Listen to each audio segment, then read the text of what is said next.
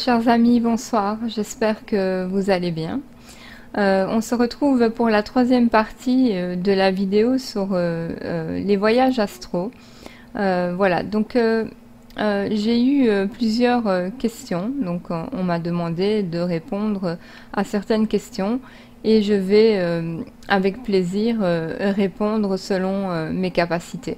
Donc parce que c'est pas évident, comme je vous dis, d'expliquer toutes ces choses au niveau des voyages astro. Donc voilà, je vais essayer de faire de mon mieux et de passer ce petit moment ensemble dans la joie et la bonne humeur, vraiment avec beaucoup d'amour et beaucoup de joie. Alors, on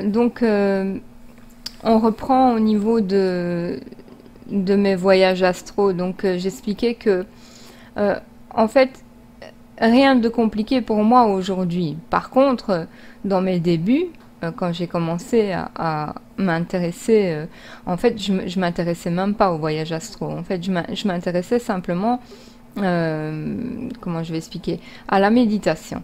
Et c'est tout d'un coup, à force de méditer pendant de nombreuses heures, donc j'étais vraiment en méditation profonde, je restais des demi-journées, des nuits entières, peu importe, ce n'est pas une question de journée ni de nuit que ça m'a apporté plus de choses ou moins de choses.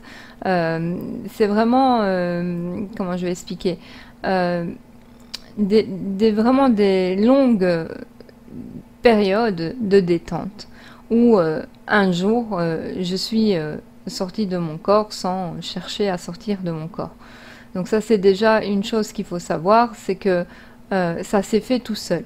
Donc j'ai pas pu contrôler, je n'ai pas su réellement d'où ça venait. Ça a été pour moi quelque chose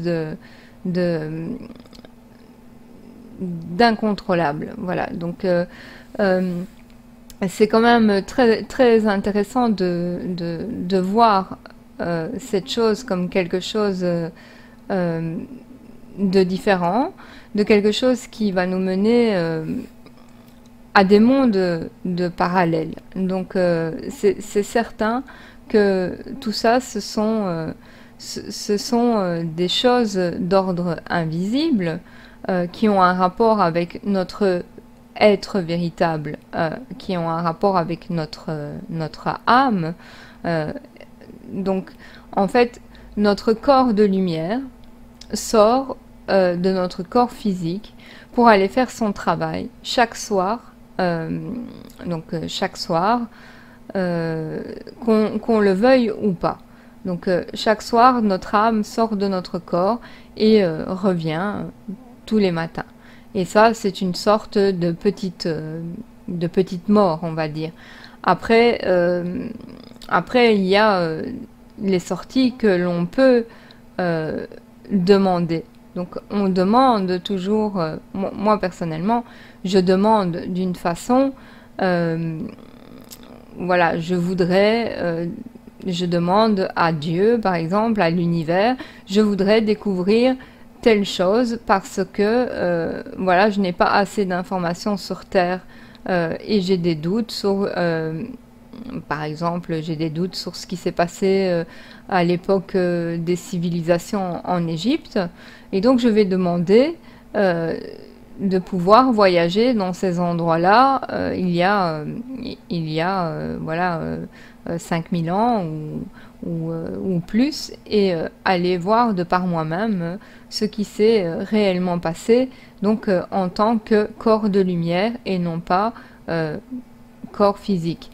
Et ce corps de lumière n'est pas visible à ceux qui ont un corps physique, sauf ceux, comme j'ai dit, qui avaient des perceptions extrasensorielles, qui ont développé certains sens. Donc voilà. Donc moi, à l'heure actuelle, maintenant que je voyage un petit peu plus, comme j'ai expliqué tout à l'heure, je me détends pendant 1 heure. Je me détends, pas spécialement, voilà, je me détends, je fais quelque chose qui me plaît pendant la première heure. Donc je prends une douche, Je m'occupe de moi, si je me masse les pieds. Je fais des choses pour moi. Donc je me mets de l'huile sur les pieds, etc. Et après ça, je me détends. Vraiment, je ne pense plus trop à rien. Donc j'essaye de calmer mon mental. Pour ce faire, bah, parfois je fais un peu de lecture. Bon, moi je regarde pas la télévision, ça c'est certain. Je fais d'autres choses. Mais après, c'est ma façon d'être à moi, hein. Donc je me détends un maximum. Peu importe comment vous allez le faire, vous, parce que comme je dis toujours, une personne n'est pas l'autre. Une personne qui voyage dans l'astral n'est pas l'autre non plus. Donc ça veut dire que moi, ce qui m'arrive n'est pas pareil que ce qui peut vous arriver à vous. Mais il y a des similitudes. Ça veut dire qu'il y aura des choses qui vont pouvoir vous interpeller et dire ah oui, ça ressemble un petit peu à ce que moi j'ai vécu, ou voilà. Donc je vais pouvoir intégrer dans mes voyages astro ce que telle personne dit, ce que moi je dis, ou voilà. Donc intégrer petit à petit, c'est ce que j'ai fait moi. J'ai fait des choses petit à petit que j'ai découvert par la méditation. Et à force on trouve sa petite technique personnelle et on va pouvoir voyager plus facilement. Moi, ce que je conseille, c'est vraiment de faire des pauses de temps en temps. Ne pas vouloir faire des voyages astro vraiment tout le temps. Il faut se poser une petite semaine par mois si on en fait très souvent. Donc moi ici, je suis en pause, par exemple, je suis en pause voyage astral. Ben, je vais vous dire que je suis en pause, je ne demande rien, mais pourtant, il y a des fois, je ne peux pas contrôler et j'en fais quand même. Même si je me mets en pause, ce sont les voyages astro, c'est quelque chose qu'on ne peut pas contrôler. Mais quand, par exemple, je n'avais pas encore travaillé sur mes peurs, sur tous mes défauts, sur toutes les choses auxquelles on ne fait même pas attention, tellement qu'elles sont ancrées en nous. Avant, tous mes défauts, je ne les voyais pas. Je disais, quand quelqu'un me faisait une réflexion, je me choquais parce que c'était mon ego qui se sentait attaqué par les vérités. Donc, du coup, j'étais fâchée et je me mettais en colère parce que, voilà, on avait atteint un point faible chez moi. On avait découvert quelque chose de vrai, que moi, je me voilais la face. Je voulais pas entendre ça. Mais à un moment donné, nous sommes plus forts que tout ça parce que nous devons nous rééduquer. Donc ça, c'est une des choses à faire, c'est se rééduquer. Moi, je suis pas un extraterrestre. Je suis comme tout le monde.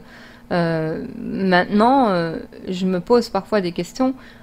Pourquoi aujourd'hui je ne fais pas les mêmes activités que les personnes que je connais, mes proches? Qu'est-ce qui a fait en moi que aujourd'hui je suis plus intéressée par certaines choses? Donc, ce que je veux dire, c'est avant, dans ma vie, j'étais comme tout le monde. Je buvais du coca, je regardais la télé, j'allais voter, je faisais toutes ces choses-là. Aujourd'hui, avec tout ce qui se passe dans ce monde, j'ai pris conscience. Donc, je pense que j'ai eu un choc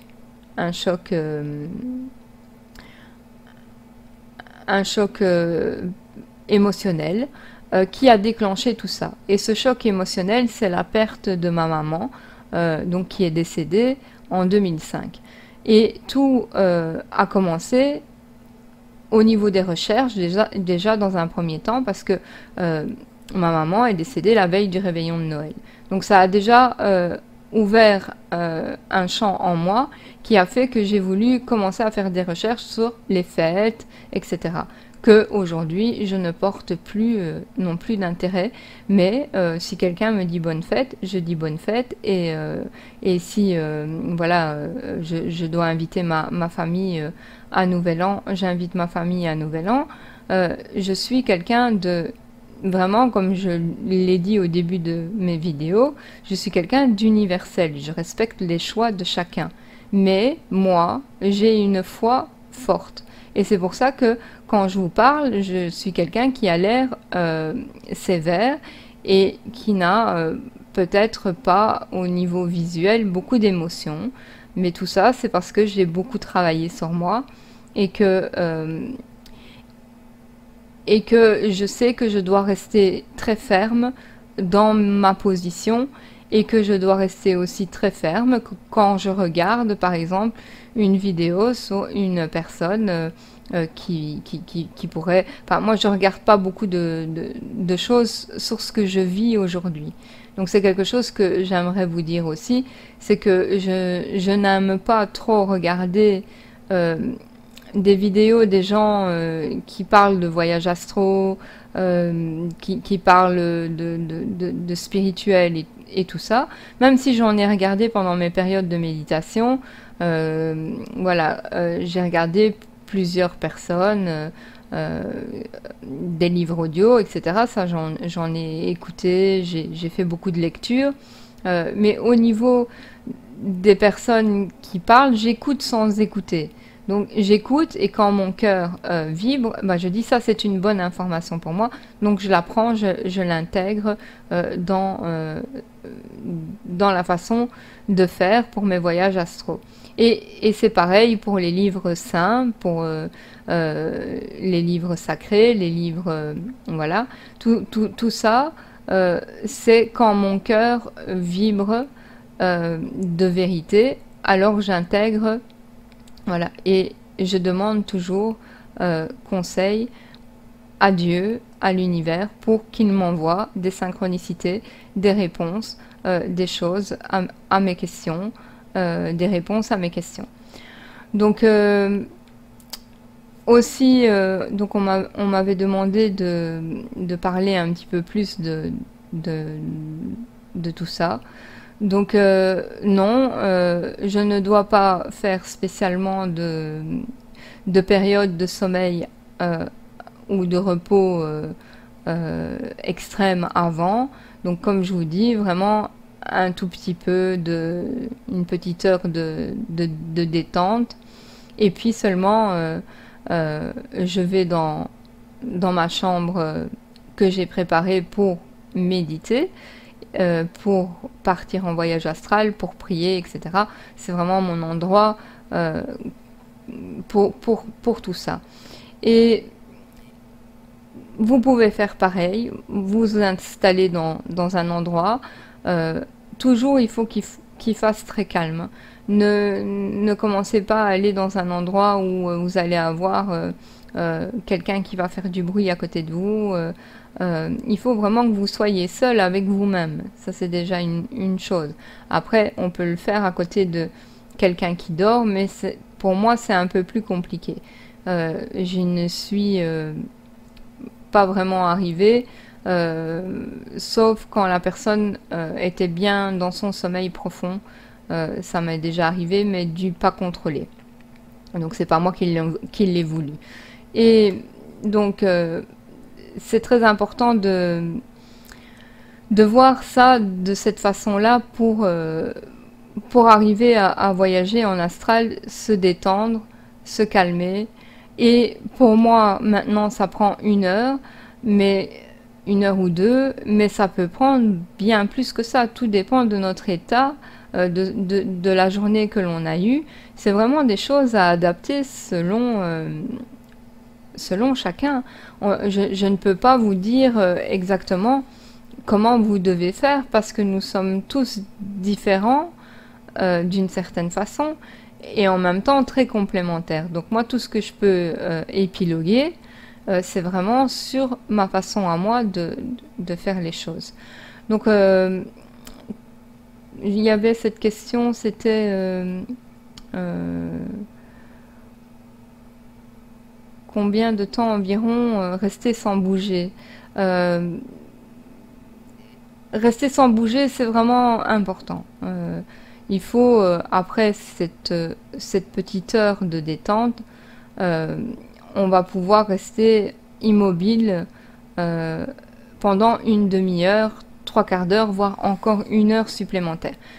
Bien, je vais insister sur le fait que quand on part en voyage astral, en général, on est dans un état vraiment serein.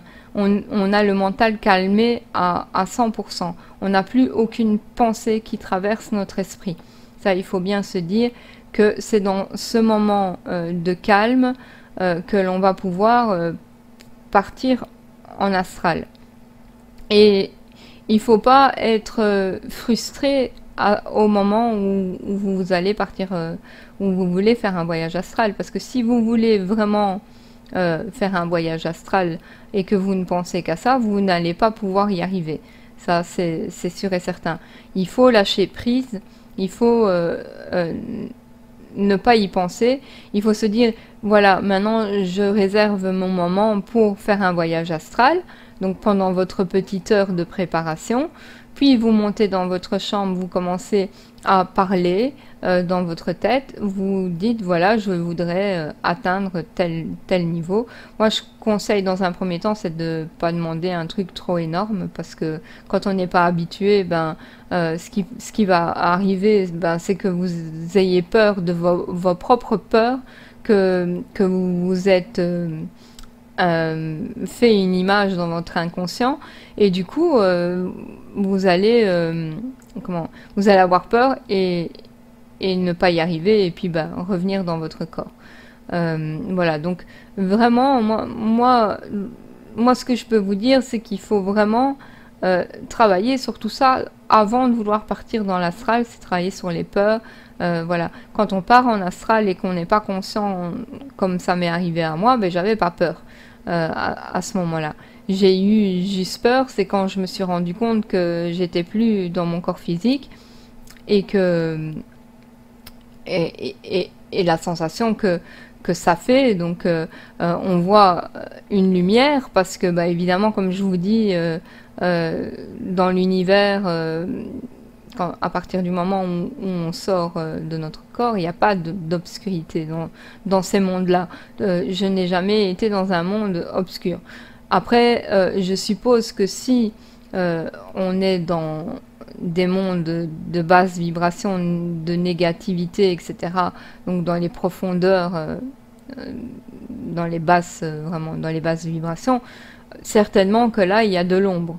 Mais après, on choisit. Sur cette terre, il y a la dualité. Il y a deux forces. On le sait tous. Il y a le bien, il y a le mal. Il y a la lumière, il y a l'obscurité. Donc, il faut choisir qui on veut servir sur cette terre. Ou on sert Dieu, ou on sert le démon, le diable. Il faut vraiment choisir son camp dans le travail. Donc on me demandait aussi de parler de Dieu dans les sorties astrales. Je vais vous dire une chose, c'est que avant tout, dans ma vie, dans chaque chose que j'entreprends, c'est toujours à l'univers, Dieu, que je m'adresse. Quand je passe ma vie, voilà, parfois les gens me disent mais tu perds ton temps, tu n'as qu'une vie, profite, va danser, va t'amuser, regarde le film, on dirait un être extraterrestre. Enfin, j'en reçois de toutes les couleurs. Mais comme je vous dis, je reste ferme. Pourquoi je reste ferme? Parce que je sais qu'il y a autre chose après. Et que c'est ici qu'on le construit. Donc, vous comprenez que c'est beaucoup plus important de me retirer un petit peu du monde. Je suis toujours ici. Je suis toujours ici dans le sens où je fais quand même des activités d'être humain, mais ce sera toujours tourné vers Dieu, vers l'univers. Et pourquoi ? Parce que c'est le plus important pour moi, c'est de voir Dieu, de voir l'univers dans toute chose. voilà pourquoi il est impossible de représenter l'univers, de représenter Dieu. On ne peut pas le voir parce que Dieu est partout. Il est omniscient, omniprésent, omnipotent. Donc c'est l'univers tout entier. Euh, et, et voilà.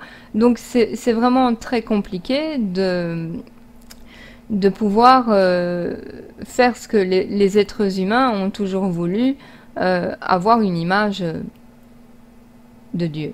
Mais ce n'est pas possible. On ne peut pas représenter Dieu. Ce n'est pas possible de représenter l'univers tout entier. C'est beaucoup trop, trop infini, trop grand, trop lumineux, parce que cette énergie tout entière regroupée, eh bien, ça ferait de nous, on serait foudroyés si on verrait la lumière du tout compacté en un. Donc ce serait vraiment très très très foudroyant pour les êtres physiques. Voilà, donc on ne peut pas représenter. Mais Dieu, dans mes voyages astraux, donc l'univers, c'est la question que l'on m'a posée, tout dépend de comment les êtres ont un a priori de Dieu. Pour moi, Dieu, ce n'est pas, comme je l'ai déjà dit, un monsieur barbu dans le ciel qui va me punir si je fais telle ou telle chose. Il y a des accès sur cette terre, il y a des portes dimensionnelles sur cette porte, sur cette terre, sur cette planète, excusez-moi. Et donc, c'est quand même très, comment j'allais dire, très compliqué de ne pas utiliser tout ce qu'on nous met sur les mains. Maintenant, évidemment que ça peut être très dangereux de partir en astral si on n'a pas un minimum de conscience, un minimum de sagesse pour dire non, je ne vais pas vers le bas, je vais faire des bonnes actions et je vais demander de l'aide, de l'aide. Aussi, on dit des anges, des guides, des séraphins, des chérubins, toute cette hiérarchie angélique. C'est compliqué parce que dans d'autres civilisations, on va les appeler autrement. Donc, donner des noms à des choses célestes, c'est un peu compliqué. Moi, aujourd'hui, quand je vous parle de guides, d'anges, etc., ce sont des énergies. Comme nous sommes aussi une petite énergie. Dieu est une énorme énergie. C'est ça, en fait. C'est une énergie super puissante dont il n'y en a pas d'autre ici sur cette terre. Donc, pour moi, je vois les choses comme ça. Et je ne vois pas les choses en tant qu'un être... voilà, un grand géant barbu dans le ciel. Voilà. Bien sûr que selon ce que l'on fait sur notre planète, bien, il y aura des répercussions après la sortie de notre corps physique. Donc ça, c'est quelque chose qu'il faut savoir. C'est ce qu'on appelle la représentation du paradis et de l'enfer. C'est selon la vie que l'on a ici que quand on sortira de notre corps, ben, la vie ressemblera à ce que l'on s'était inculqué. Et c'est pas de notre faute. Mais c'est pour ça qu'il faut aujourd'hui ouvrir les yeux et vraiment se dire que on comprend qu'il y a des choses sur lesquelles nous devons travailler pour arriver à pouvoir atteindre ces mondes-là. Parce que si on ne travaille pas sur nous, on ne peut pas y atteindre ces mondes-là. Parce que c'est la première chose à faire. On ne peut pas passer certaines portes si on n'a pas déjà commencé un travail de purification du cœur. Du cœur et aussi de l'esprit et aussi du mental et aussi du corps physique. Parce que même si le corps physique reste ici, ça a une importance parce que le corps physique, c'est notre c'est notre véhicule ici. Et si on ne prend pas soin de notre corps physique, bien on n'alimente pas bien notre ordinateur. Notre ordinateur, c'est le cerveau. Et si on n'alimente pas notre cerveau correctement, il ne nous diffuse pas les hormones et ne nous stimule pas notre glande pinéale comme ça devrait. Donc tout ça joue un rôle très important. On a besoin de vraiment avoir un corps physique au top pour pouvoir être au top lors de nos voyages astraux. Les voyages astraux aussi nous permettent, donc comme je dis, d'aller chercher certaines choses, des remèdes, des secrets, des choses à ramener ici pour évidemment nous guérir ou nous aider à guérir des blessures émotionnelles, plein de choses, à guérir certaines mémoires qui sont ancrées dans notre ADN de génération en génération. Donc c'est vraiment là-bas qu'on se ressource. C'est vraiment, voilà, comme il y a certains films qui en disent long, même si on a l'impression, on dit oui, mais c'est dans les films. Moi, à une époque, j'avais regardé certains films, ça m'avait interpellée par rapport à ce que je vois aujourd'hui. Comme par exemple dans Superman, à un moment donné, je ne sais plus c'était où, mais ils allaient se régénérer dans un endroit où c'était comme de la glace, c'était tout des cristals, c'était une grotte, mais je me rappelle plus parce que ça fait tellement longtemps. Et c'était tout des cristaux et il y avait des moments où les cristaux, je me souviens plus ou moins, je sais plus trop, ils étaient multicolores comme des arcs-en-ciel. Il y en avait des choses comme ça. Bon, il faudrait que plutôt j'aille revoir le film parce que franchement, j'ai vraiment plus dans la tête. Mais je me rappelle de cette grotte où ils allaient là-bas se ressourcer. Ben, j'ai déjà vu des sortes de choses comme ça dans les terres. Mais c'est compliqué à expliquer, vous voyez, parce que quand on est incarné ici sur cette terre et que tout ce que l'on voit avec nos yeux sont matérialisés, quand on est habitué à expliquer toutes les choses que l'on voit, donc c'est très compliqué parfois d'expliquer justement les choses dont on n'a pas l'habitude de parler. Alors, il y avait encore une autre question, c'était une fois sorti, est-ce que j'obtiens toutes les réponses? Pas toujours, non. Parfois, il faut que je fasse plusieurs sorties pour pouvoir avoir la réponse que j'attendais, et parfois, je ne l'aurai même pas. Donc, il y a vraiment des fois où il est possible qu'on n'ait pas de réponse à nos questions. Mais ça, on ne va pas là où on a voulu, où on a demandé d'y aller. Mais ça, c'est l'univers qui décide. C'est pas nous. C'est pour ça qu'on ne peut pas tout contrôler dans les voyages astraux. Enfin, moi, personnellement, je ne peux pas tout contrôler dans les voyages astraux. Donc, pas toujours. Mais on peut avoir pas mal de réponses à nos questions si ça reste d'ordre logique et voilà, enfin pas trop énorme. On peut pas avoir vraiment accès peut-être tout de suite dans l'immédiat à tout.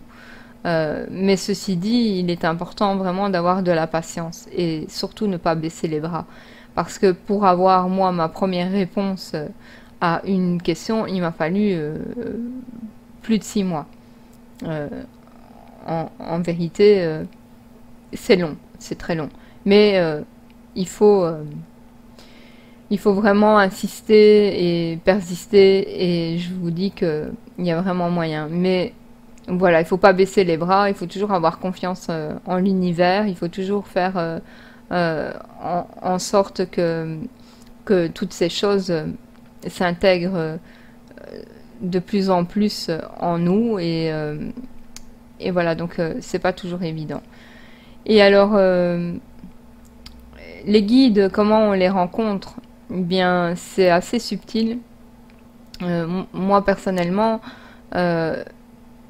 j'ai pas vraiment, je connais pas vraiment mon guide, mais je sais que j'en ai plusieurs. Et je sais que quand je voyage, il arrive souvent que je rencontre des autres êtres et qui me disent que il faudrait plutôt que j'aille par là ou que je prenne cette direction-là. Et puis après, je réfléchis quand même et quand j'y retourne, ben, ayant analysé certaines choses, ben, je vois si, si c'est pas des...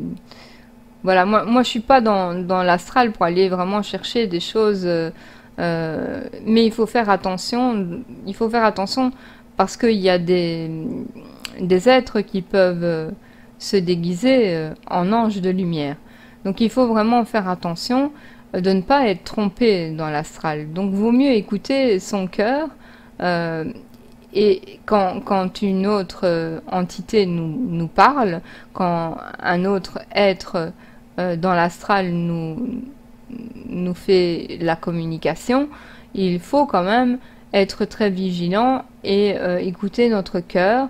Et voilà, donc en général, euh, ces personnes que l'on croise dans l'astral, si elles vous disent que vous êtes quelqu'un de très important, que vous êtes un élu et que vous allez devoir faire quelque chose sur cette terre, ne l'écoutez pas. Parce que ce soit ici sur terre, une entité vient vous parler à travers le corps d'un autre être humain, n'écoutez pas. Personne n'est plus haut que personne. Donc déjà, si vous rencontrez quelqu'un, une entité ou quelqu'un ici sur Terre qui vous donne des grades et des galons, eh bien c'est suspect déjà. Donc ça c'est déjà un premier truc qui doit vous alerter, c'est si une entité vous flatte, voilà, vous glorifie, parce que voilà. C'est pas évident à expliquer tout compte fait. Je pensais que ça allait être vraiment plus facile que ça, mais je me rends compte que c'est très compliqué et que c'est pas évident. Alors, donc j'ai un petit peu fait le tour. Ben Dieu, l'univers dans mes voyages astro, ben ce n'est pas, comment je vais dire, euh, c'est vraiment ce qui est le plus important. Donc je me réfère toujours à moi, à l'univers, pour faire tout ce que j'ai à entreprendre dans ma vie de tous les jours, mais je ne vois certainement pas Dieu comme la plupart des personnes qui sont sur cette terre. Je vois plutôt Dieu comme je vous l'ai expliqué tout à l'heure. Euh, c'est pas évident de parler de tout ça. Parce que où je voulais en venir, c'est que on a souvent peur des monstres, du diable et de toutes ces choses-là. Mais si on doit vraiment craindre quelque chose sur cette terre, une énergie super puissante, bah, c'est l'univers, c'est Dieu. Euh, on ne doit pas craindre vraiment le diable parce que l'amour est plus fort que toutes ces entités basses et que quand on a une foi forte et que l'on est toujours avec l'univers, avec Dieu, bien, il n'y a aucun souci. C'est à partir du moment où on oublie que on fait partie du tout et que le tout euh, est avec nous et qu'on est avec le tout, qu'on ne forme qu'une unité, bien là, c'est différent. C'est plus la même chose. On voit plus les choses de la même façon. Et c'est comme ça que on peut un petit peu mieux voir les choses de ce monde. Euh, il faut bien comprendre que moi, j'ai eu peur, fut un temps, de tout ce qui était négativité, etc.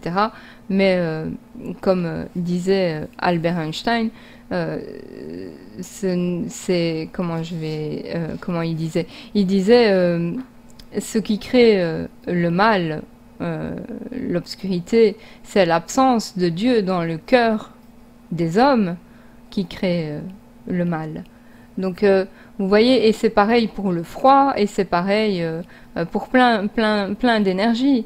Voilà, à partir du moment où on a tout le temps l'univers, Dieu, le Tout-Puissant, le tout dans notre cœur, bien voilà, c'est pas qu'on est en sécurité, mais presque. C'est à partir du moment où on oublie et que on se laisse emporter dans les choses de ce bas monde, que là il y a danger.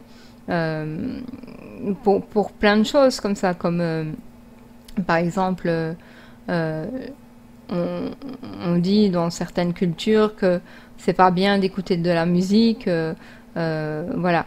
Bon, ben, en réalité, c'est un peu vrai, parce que si on écoute de la musique et qu'on n'est pas en pleine conscience, ben on va s'égarer. La musique peut être hypnotique. Vous voyez ce que je veux dire? Elle peut nous faire emporter et faire des choses auxquelles on n'aurait même pas pensé. La musique aussi a une vibration, une énergie qui influence notre corps physique. Et voilà. Mais si on vit les choses en pleine conscience, et il n'y a pas que la musique, la nourriture aussi. Si on ne mange pas en pleine conscience, ça peut être pas très bon pour notre santé. Donc voilà, il y a toujours des choses qui sont dans l'excès ou dans la non-conscience. Si on mangerait tout le jour en pleine conscience, ben on ne mangerait pas, je veux dire, autant que l'on mange aujourd'hui parce qu'on a envie, parce qu'en fait, on n'est plus maître de nous-mêmes. Euh, Tellement on a oublié les choses, on se laisse vraiment emporter dans ce monde par nos envies, par nos caprices, par voilà, et on oublie complètement qu'on est maître de nous-mêmes. Si on dit non, c'est non. Quand j'ai arrêté de fumer, j'ai dit non, c'est non. Quand j'ai arrêté de boire de l'alcool, j'ai dit non, c'est non. Et après, c'est non. Et, et c'est qui est le chef? C'est moi. Je suis chef de moi. Et si j'ai décidé que pour ma santé, je ne devais plus manger de bonbons, de chocolat, de soda, de coca, etc., ben, c'est parce que je l'ai voulu, moi, et je veux continuer voilà, à faire tout ça. Et, et, et je suis sûre et certaine que c'est meilleur de vivre comme je vis, même si j'ai mal au cœur de voir parfois comment le monde est. Je ne suis pas là pour juger, au contraire, je suis là pour analyser. Et voilà, ça fait parfois mal au cœur, mais c'est comme ça. Alors, les différences entre rêves lucides, est-ce que les rêves lucides sont des sorties astrales? Euh, Bah, déjà, pour moi, tout est quasi équivalent. Un rêve lucide, c'est, c'est aussi, en fait, euh, de toute façon, à partir du moment où où on rêve, il y a sortie astrale, pour moi. Euh, c'est ce que moi je pense. Après, si vous voulez mon avis, je vous réponds. Pour moi, le rêve lucide, c'est une sortie astrale, mais où on est conscient, mais en même temps, euh, on n'est pas dans un sommeil profond. Donc on est légèrement plus conscient. Et les sorties astrales sont donc des rêves. Ça c'est aussi, ça fait partie de la question. Euh, les sorties astrales sont donc des rêves. bien, oui, dans un certain sens, euh, les sorties astrales sont des rêves euh, contrôlés et conscients. C'est vraiment lucide, contrôlé et conscient. Euh, En même temps, comme je disais tout à l'heure, on ne peut pas tout contrôler. Donc, il y a des choses auxquelles on ne pourra pas contrôler parce que ce n'est pas dans... voilà, c'est pas nous qui décidons tout. Mais c'est contrôlé dans le sens où il y a vraiment la pleine conscience dans la sortie astrale. Voilà, donc c'est aussi un rêve, mais pas évident d'expliquer. Et si pour moi il y a une différence, si pour moi il y a une différence, ben oui, il y a une différence entre, entre tout ça. Euh, donc je vais essayer de faire mieux. C'est pas évident, mais je vais essayer. Je vais essayer de faire un peu mieux. Euh, donc, euh, pour moi, tout est sorti astral. Euh, Tout est sorti astral. À partir du moment où on rêve, euh, notre âme, elle est dehors, elle est partie, elle voyage. Donc ça pour moi, c'est comme ça. Après, maintenant, d'autres personnes le voient peut-être différemment. Et les sorties astrales sont aussi pour moi des rêves. Donc, comme je disais tout à l'heure, c'est la même famille. À l'après euh, de quelques différences. C'est que le voyage astral, on se sent. La différence, c'est que le voyage astral, on est conscient. Donc, on se sent sortir de notre corps par ce que je vous ai dit tout à l'heure. On s'allonge, on se détend, on commence à sentir des engourdissements, des picotements, le corps qui devient parfois très dur, raide. Euh, et, euh, et puis là, il y a cette décorporation qui n'est pas douloureuse, qui se fait progressivement, mais selon d'un état à un autre, je veux dire, je parle d'émotion émotionnelle, ce ne sera pas le même chez quelqu'un qui a des peurs que chez quelqu'un qui n'en a presque plus. Faut bien faire la différence. Donc moi, quand je vous explique, c'est ce que moi maintenant j'arrive à faire. Et et donc, il y a cette décorporation. Et puis, tout d'un coup, c'est tout lumineux. C'est la lumière. Et c'est éclairé. C'est éclairé différemment que dans le monde physique. Je ne sais pas comment expliquer, mais euh, c'est pas des flashs, c'est pas des stromboscopes, mais c'est vraiment une lumière, une lumière. Et puis c'est écrit dans les livres aussi que euh, dans ces mondes-là, il n'y a pas d'obscurité. Donc c'est déjà encore une, une preuve pour moi quand j'ai fait mes voyages astro, mes tout premiers, comme j'avais déjà lu quelques livres aussi, des livres sacrés, des livres saints, bien j'ai pu me référer à tout ça et me dire ah oui ça a un sens, donc on parle bien de telle et telle chose.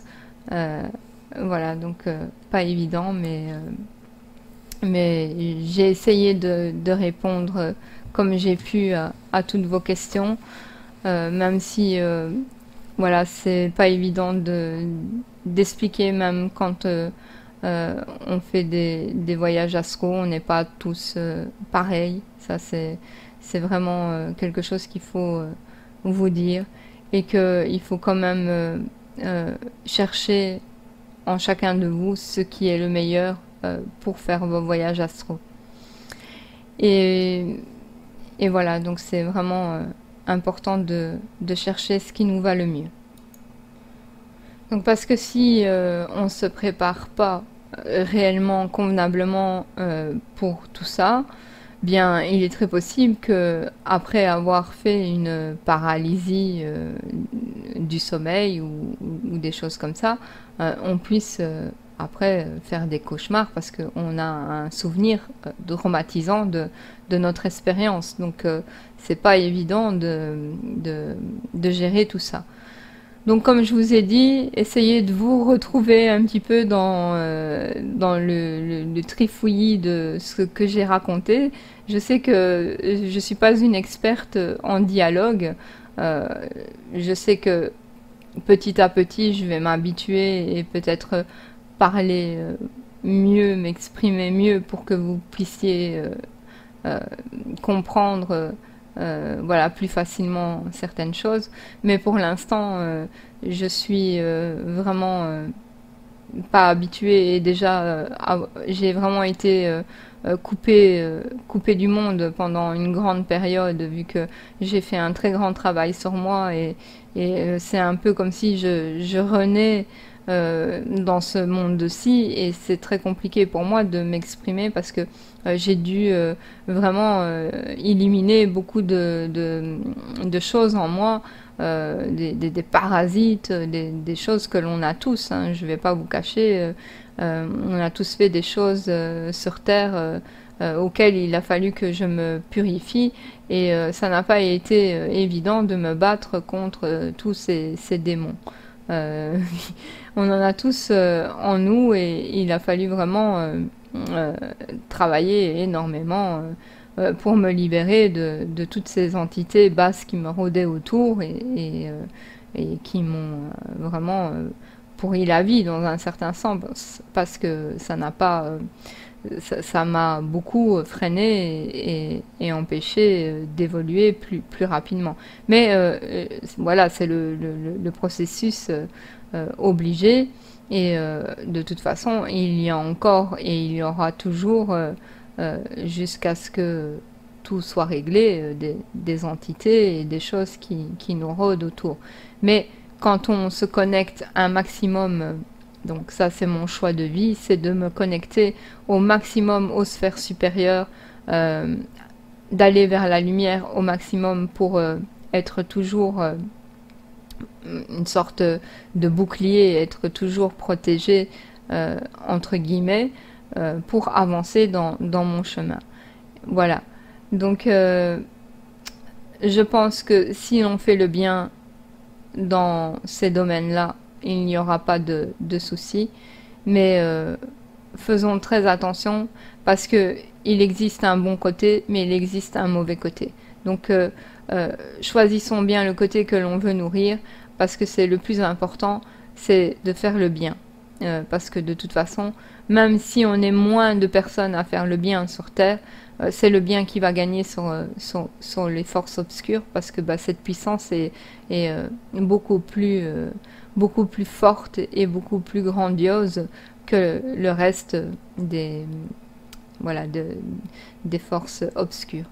Donc voilà, on a parfois aussi besoin des deux pour avancer. On a été créé comme ça, il y a le yin et le yang, il y a des choses que l'on doit parfois intégrer dans nos vies pour pouvoir avancer. Donc ça c'est aussi important de ne pas tout rejeter aussi. Voilà, il faut être large d'esprit mais en même temps très ferme parce qu'il faut savoir où on va. Et ça c'est vraiment très important. Le plus important, c'est de savoir où on va, où on a envie de mettre les pieds et qu'est-ce que l'on a envie de construire pour quand on aura quitté notre corps physique. Voilà, bien, je pense que j'ai fait un peu le tour, même si c'était brouillon, mais voilà, j'espère que je pourrai mieux m'exprimer dans le futur pour mes prochaines vidéos. Alors, j'espère que tout s'est bien passé dans mes réponses, que j'ai pu vous éclairer. Et voilà, je vous dis que je vous aime très très fort et je vous fais plein de bisous. Et on se revoit très prochainement pour une nouvelle vidéo. Au fait, j'en ferai peut-être une 4e pour finir, parce que je pense qu'il y aura encore de nouvelles questions. Alors, plein de bisous et je vous aime très fort. À très bientôt. Je vous aime très fort. À très bientôt. Bisous.